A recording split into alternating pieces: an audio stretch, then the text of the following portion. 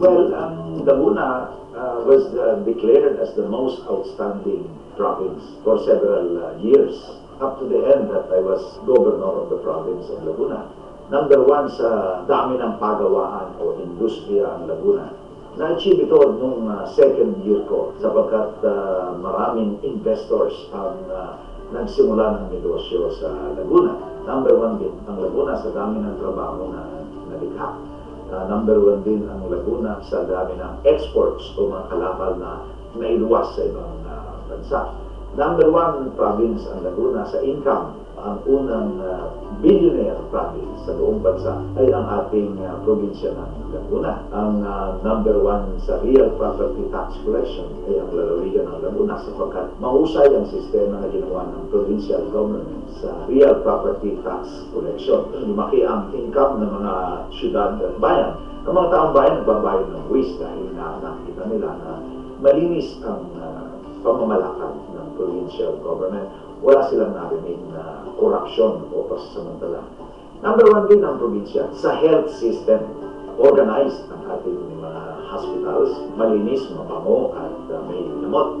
At ang mga taong bayan, lalo ng mga mahihirap, ay nakakapasok sa ospital at nakakalabas ng buhay dahil meron nga mahusay na serbisyo ang ating mga ospital. Ito ang dahilan kung bakit ang PhilHealth ay sa lalawigan ng Laguna talaga nagsimula. Nakita nila na organized ang health system ng lalawigan ng Laguna. Number one din ang Laguna at tuloy-tuloy. Number one sa sports. Hindi tayo natatalo. Ang mga athletes talaga alagang-alaga ng provincial government in terms of facilities.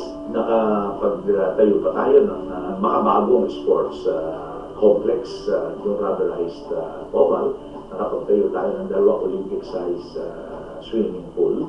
Ang training program natin ay tuloy-tuloy at mga athletes ay talagang ating inaasikaso.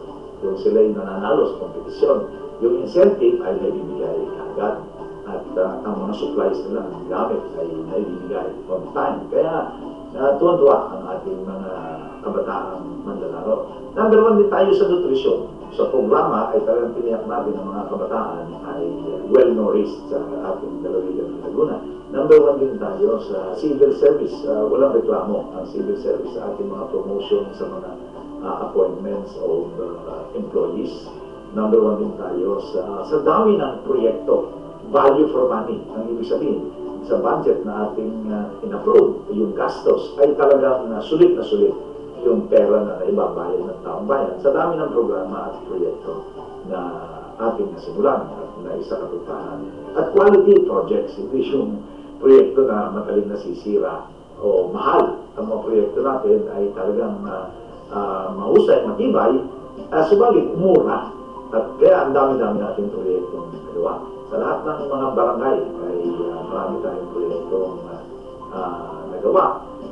Natagal na lang mga pangalan, pero hindi na natin dapat bigyan natin masyado pang pansin. Basta nagagamit ng taong bayan, yun ang mas mahalaga.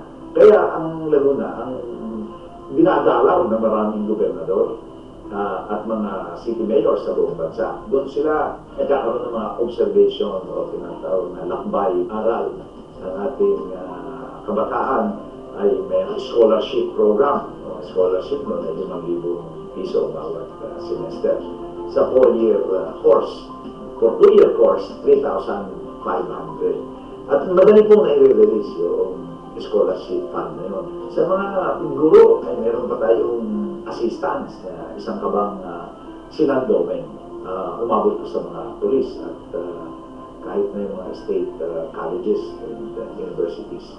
374 million yun ang budget ng provincial government at the time in 1995. In 2001 ay umabot na ng 1.8 billion pesos ang budget ng provincial government.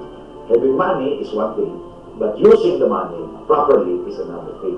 So we had both. We were able to raise the funds of the provincial government and at the same time, sinigurado ko na ang pondo ng provincial government ay talagang nauwi sa mga programa at proyekto at hindi nagiging subject ng corruption.